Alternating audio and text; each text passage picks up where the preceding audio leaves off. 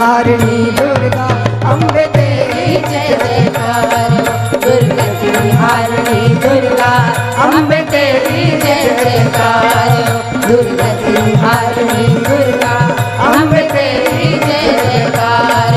दुर्गति हारिणी दुर्गा अम्बे तेरी जय जयकार। तेरी जय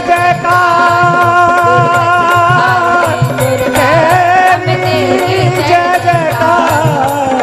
तेरी जय जयकार। अम्बे तेरी जय जयकार। अम्बे तेरी जय जयकार। दुर्गति तारिणी दुर्गा अम्बे तेरी जय जयकार। अपुत्रो लभते पुत्रम दरिद्रो धनवान भवेत। रोगी रोगात् प्रमुच्येत श्रुत्वा भागवतामृत। आपको जो चाहिए मांगो मां से। कह सकते हो ना मां, अपनी इच्छाओं को अभिव्यक्ति पिता के सामने नहीं होती, मां के सामने होती। वे सदैव होती है संतानों के प्रति। माता का एक काम है पिता के रोष से बचाना और पुत्र की इच्छाओं को पूरा करना। ऐसा ही होता है ना। तुम्हें भूख लगी है इसकी चिंता पिता तो नहीं करते ना। तुम नौकरी की तलाश में भटक के लौटो, सबसे पहले पिता पूछेंगे काम बना, पत्नी पूछेगी कमा के लाया, मां पूछेगी बेटा कुछ खाया कि नहीं खाया, भूखे तो नहीं हो, कुछ भोजन किया। बारिश से भीग के लौटा है तो पिताजी कहते हैं रुक नहीं सकते थे, थोड़ी देर रुक जाते, बारिश जब बंद होती तब आते। बहन कहती है छाता लेके क्यों नहीं गए भाई। भाई कहते हैं बच्चों जुकाम हो जाएगा ना तो नानी याद आ जाएगी। और इतने में तो माँ दौड़ी गई, तौलिया लेकर आई, शरीर पहुंचा। ये कम वक्त बारिश थोड़ी देर रुक नहीं सकती थी, मेरे बेटे को सिर से पैर तक भिगो दिया। कहती है माँ। इसलिए माँ जो है ना वो स्नेह, और अगर पुत्र को पुत्र भी होता है तो उसकी स्नेह की धारा बंद नहीं होती। इसलिए भगवती दैत्यों को भी वर देती है और देवताओं को भी वर देती है। माँ के पुत्र है, माँ के लिए तो सारे पुत्र प्यारे होते, पात्र हो चाहे अपात्र हो। एक माँ ही है जो पात्रता नहीं देखती। गर्भ की गंदगी लगी है बछड़े के शरीर पर, वो गौ माता ही है जो चाट चाट के सारे उसके शरीर की गंदगी को उदरस्त कर लेती है और उसे उज्जवल बना देती है माँ। मुझे लोग कहते हैं दीदी माँ आप वात्सल्य का कार्य करती हैं। वात्सल्य यानी क्या? हमने कहा वात्सल्य यानी जो जैसा है उसे वैसा अपनाना और उसे जैसा होना चाहिए वैसा बना देना, ये वात्सल्य है।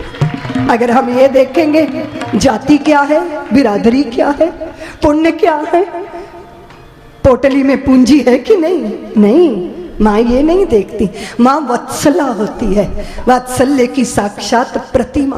और ये जो देवी भागवत है ये माँ की करुणा है, माँ की कृपा है। समझ नहीं आता।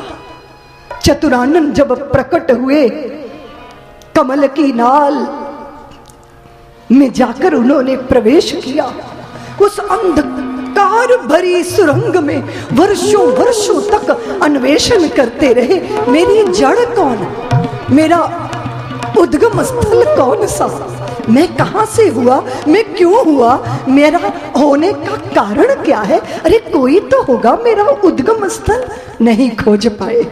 उस कमल की नाल में भ्रमण करते करते युगों वर्षों बीत गए। लौट कर फिर ऊपर चतुरानन, चतुर्मुख हैं जिनके, दिशाओं को देख रहे हैं, मैं कहां से हो गया, क्यों हो गया, कैसे हो गया। विष्णु भगवान की नाभि कमल से प्रकट हुए ब्रह्मा जी, और विष्णु जी तो सो रहे हैं, इनको कौन जगाए। चतुरानन ब्रह्मा परेशान हैं और समाधिस्थ रहने वाले शंकर भगवान भी, और विष्णु वे तो सो रहे हैं। इनकी निद्रा खुले तब तो बात बने, निद्रा, गाढ़ निद्रा, क्योंकि उनकी निद्रा में से उनके कान के मल में से दो दैत्य प्रकट हो गए। नाम क्या था? मधु और कैटभ। देखिए जरा, दो हैं, ये सगे हैं, ट्विंस पैदा हुए हैं, और कान के मल से। ये मधु क्या है? मीठा मीठा, ये राग है। और कैटभ क्या है? कड़वा कड़वा, ये द्वेष है। और कान के माध्यम से जब आप अपनी स्तुति सुनते हो ना, तो स्तुति करने वाले के प्रति राग पैदा हो जाता है। और कान के माध्यम से जब आप अपनी निंदा सुनते हो ना, तो निंदक के प्रति चित्त में द्वेष पैदा हो जाता है। क्यों जी? कान का मैल है ना ये, तुम्हारा राग और तुम्हारा द्वेष। अपने गीत सुनते हो तो बड़ा मजा आता है, बड़ी सुंदर हो तुम। अच्छा, मैंने तो सोचा नहीं था कि मैं सुंदर हूं। चलो आज शीशा देखूंगी जाके, कहां से सुंदर हूं मैं।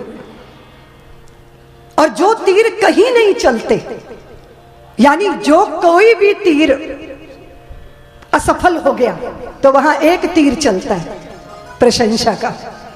अगर मुझे तुम्हारी जेब काटनी है ना, तो मैं कहूंगी वाह क्या धर्मात्मा हो, क्या पुण्य आत्मा हो। अरे आप जैसा दानी तो इंदौर में मैंने कोई दूसरा देखा ही नहीं। और उसके बाद फिर रसीद आगे करूंगी कि जरा बताओ परम शक्तिपीठ के लिए कितना दान कर रहे। अब तुम तो फूल के कुप्पा हो चुके हो।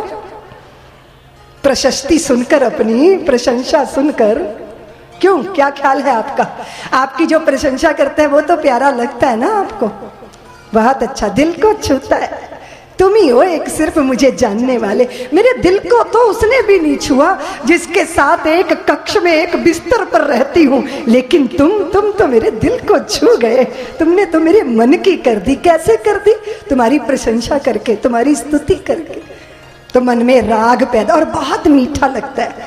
अपने गीत गाना और अपने गीत सुनना ना बहुत अच्छा लगता है, लेकिन बड़ा गड़बड़ है। तुम अपने गीत गाओगे तो चित्त में अहंता पैदा हो जाएगी, और अपनों के गीत गाओगे ना तो चित्त में ममता पैदा हो जाएगी। ये राग और द्वेष से कैसे मुक्ति पाओगे भाई? मैं इंग्लैंड गई तो एक इतनी प्यारी स्त्री रो रही है, कहती है आत्महत्या करूंगी। मैंने कहा क्यों करेगी? बोले दीदी माँ, मेरे पति को मैं बहुत प्यार करती हूँ, इतना राग है मुझे उससे, और वो गड़बड़ है। तो मैंने कहा कैसे पता चला? बोले मैं ध्यान कर रही थी तो मैंने ध्यान में देखा मेरी पड़ोसन कंघी कर रही है, बाल बांध रही है, और मेरा पति उसको देख के मुस्कुरा रहा है। मैंने कहा ध्यान कर रही थी और तू ध्यान में पड़ोसन को देख रही थी?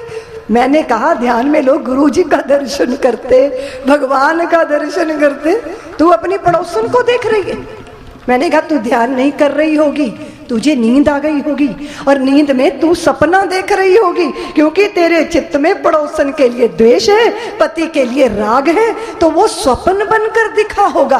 कहती है नहीं दीदी माँ, मैं नहीं सोई थी, मैं ध्यान कर रही थी। और आप सन्यासिनी हो, आपको जरा भी अंदाजा नहीं है कि अपना पति किसी और का हो जाए तो दिल में कितने सांप लौटते हैं। तो मैंने कहा अगर वो उसको देख के मुस्कुराता है, तुम्हें देख के नहीं मुस्कुराता, तो तुम ऐसी क्यों हो कि वो तुम्हें देख के मुस्कुराता नहीं? थोड़ा तुम भी जरा प्यार वाली बनो, रस मिठाई मिठास घोलो। कहती है आपको मजाक सूझ रहा है, मैं आत्महत्या कर लूंगी। मैंने कहा अगर आत्महत्या कर लेगी तो भूतनी बन जाएगी। कहती है हाँ भूतनी बनूंगी, और फिर भूतनी बन के पड़ोसन को भी नाक में दम करूंगी और पति को भी नाकों चने चबाऊंगी। मैंने कहा धन्य हो देवी, भूतनी बनने को तैयार है पर द्वेष छोड़ने को तैयार। कैसा है ये मन? और कभी कभी तुम किसी के लिए बंधनकारी बन जाओ, उचित नहीं है, उसको मुक्त कर दो, इसमें भी मानवीय की गरिमा है। तुम क्या वैसी गरिमा धारण नहीं कर सकती जैसी रत्ना ने धारण की थी?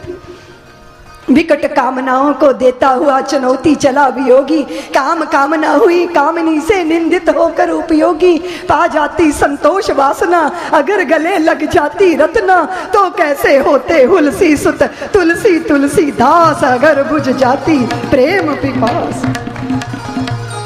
कैसे गए थे वो तुम जानती हो ना? नदी में नाव नहीं थी तो मुर्दे को नाव बना लिया।